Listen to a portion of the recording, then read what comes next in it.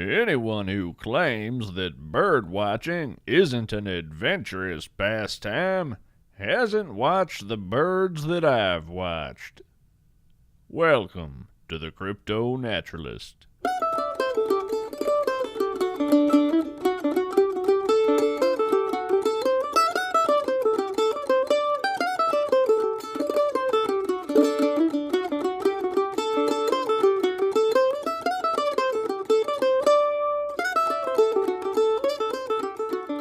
Howdy, listeners. I'm enjoying some peace and quiet here in my RV studio. It's nearly midnight. I'm not too far from Neenah, Wisconsin, parked at a highway rest area in spitting distance of a stand of dogwood trees.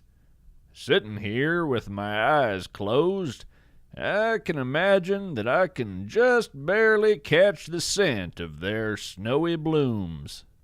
I'm heading southward tomorrow. Probably stop by the Mars Cheese Castle on my way out of the state.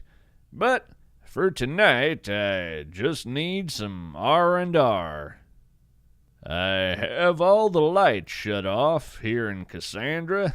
There's nothing but the soft green glow of my recording equipment, and I've shut my eyes against even that mellow flicker of illumination.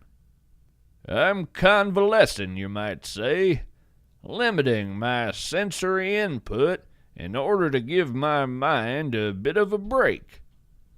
I guess you could say it's the mental equivalent of icing down a sprained ankle. I guess it's fair to say I have a bit of a sprained brain after today's adventure. Yet, as I sit here in this medicinal darkness, feeling the cool, finite presence of the microphone clasped in my hands, I thought it might do me some good to tell you fine folks about this afternoon's happenings. After all, what could be more healing than a chat with friends? Now, let's see. Where to begin? Well, first off, I can't say I was taken completely unaware by today's topic of conversation. No, indeed. I was headed to Wisconsin specifically to track this creature's hypothetical migration pattern, as it makes a brief pit stop here in the physical dimension. But, to be honest, I only had a rough sketch of this conceptual songbird. Now, at this point, I expect that you've guessed that I'm talking about the rare and wonderful Omni Sparrow, a cryptid with only the scantest of mentions in the CryptoNaturalist literature. Most of our knowledge of the Omni Sparrow comes, of course, from the recently translated macaroni art of the late crypto-naturalist Mimi Harryhausen, bequeathed to Valentina Blackwood after Mimi's tragic death during her famous expedition to study the moss piranha of the Scottish Highlands. I assume at this point we've all read Valentina's translations, but as far as I know, nobody had picked up on the trail of the Omni Sparrow. Now how could I resist? So I put all my energy to listening to migrating bird calls in North America, as was suggested in Mimi's writings, and I waited to hear, as Mimi put it, a fractal assault of anti-music that sets your teeth to itch. Well, I found that song, and I can tell you that Mimi's description was apt. It stuck out like a piñata in a cemetery amongst the general cacophony of migratory bird songs floating on the May breeze. See, I believed I had triangulated that singular bird call to a spot within the Navarino wildlife area. I was making for the spot, heading north on 41, when I came to a winding line of brake lights. It was late afternoon, and traffic was at an absolute standstill. But that wasn't what made the hair on the back of my neck stand at attention. As Cassandra rolled to a halt, my trick knee started making a fuss, and several anomalous readings popped up on my dashboard monitors. There was something not 100 meters up the road. Something, well, CryptoNatural. I stuffed a few odds and ends into a pack and headed out to investigate. My boots crunched on the loose gravel berm, and I walked toward whatever had turned the highway into a parking lot. The first vehicle I passed was a van that didn't seem to have any occupants, though the radio was blaring an angry-sounding AM preacher bellowing something or other. The next car held a smiling couple. I waved, but they didn't wave back. They were eerily still, and the only movement I detected were their irises, rolling up and down in rhythmic unity. It was hard to predict exactly what I was walking towards, but my gut said that it was bound to be fascinating. Speaking of things worthy of fascination, how about a little poetry? It's time for today's Hidden Lore segment. Today's Hidden Lore is a poem by Holly Day.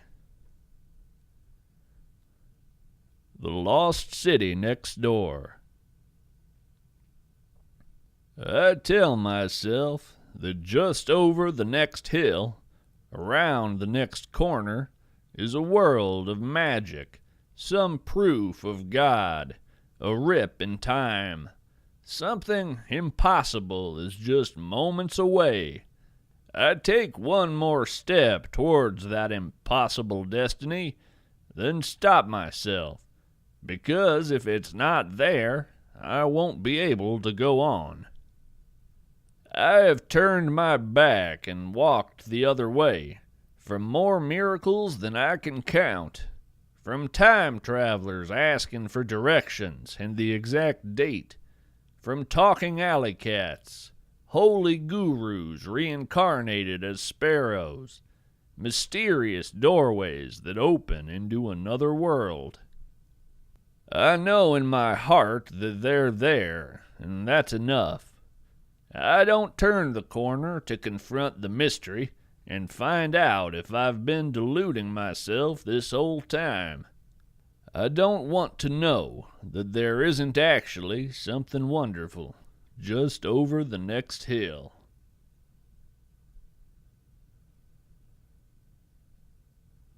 There's an interesting dilemma presented in this poem. The possibility of awe and wonder weighed against the threat of disappointment, of hopes unrealized.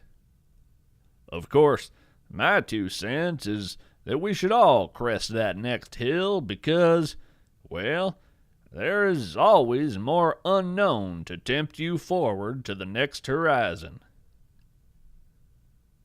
Holly Day's poetry has recently appeared in Plainsongs, The Long Islander, and the Nashwaak Review.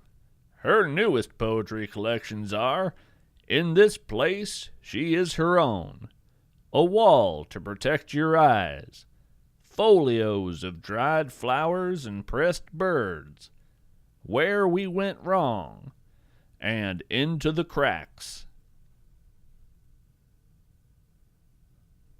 I continued walking down the highway, glancing into vehicles as I went.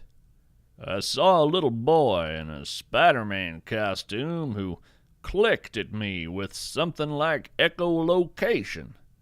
There was an old man whose beard had coiled into distinct tentacles and was thoroughly exploring his steering wheel. Near the end of the line of cars, I saw a man with his head bowed over his cupped hands.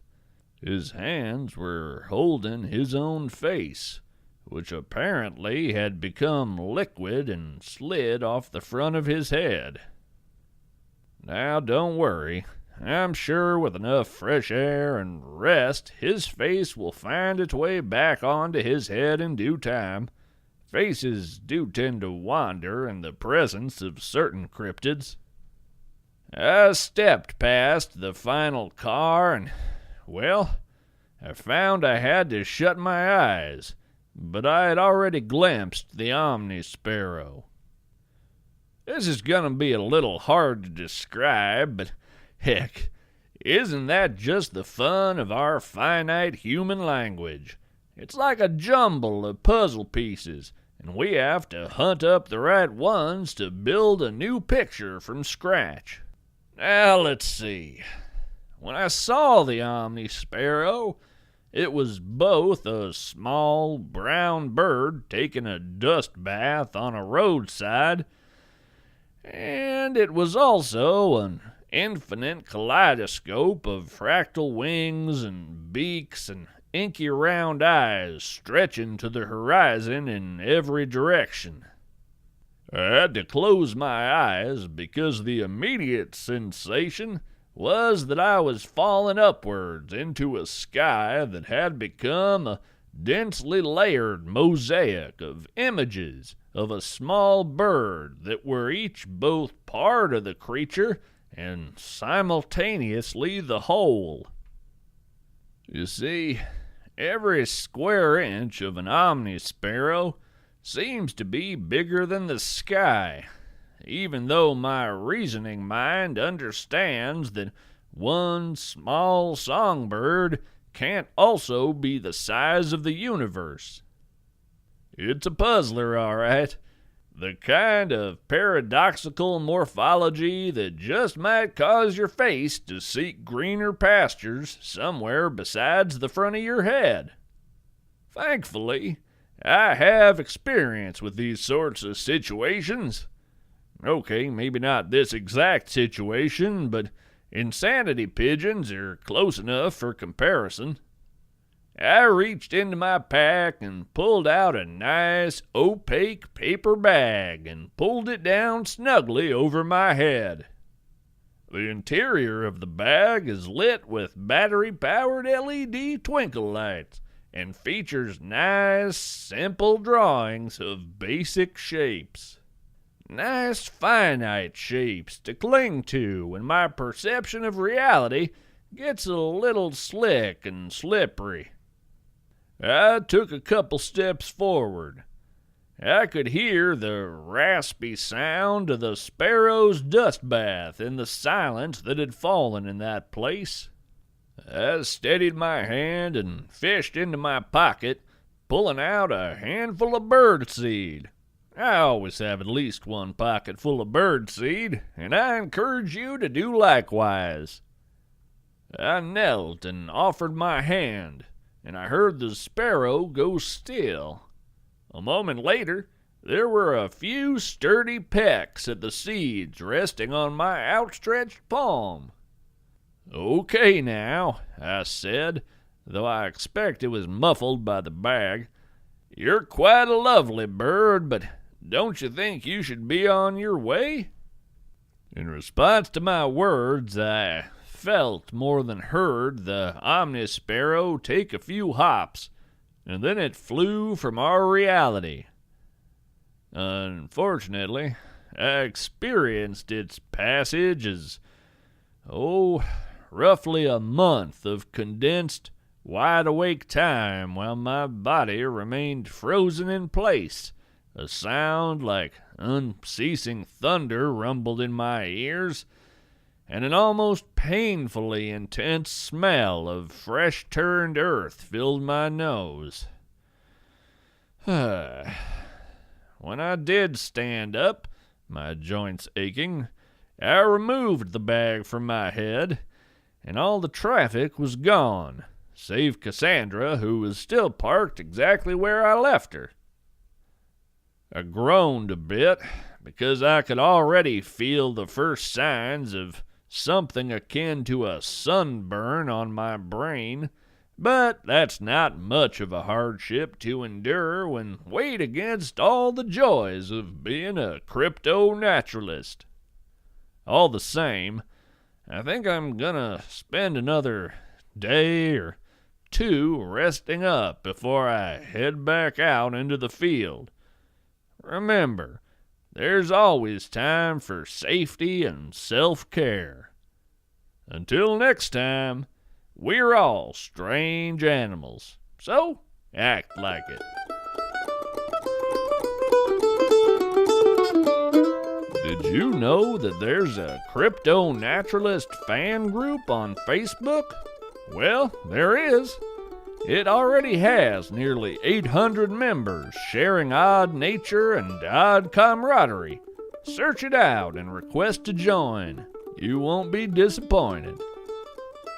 You can support the production of this show and find bonus content and exclusive episodes by becoming a patron at patreon.com/CryptoNaturalist or by visiting the merch and support section on CryptoNaturalist.com for t-shirts, stickers, and more.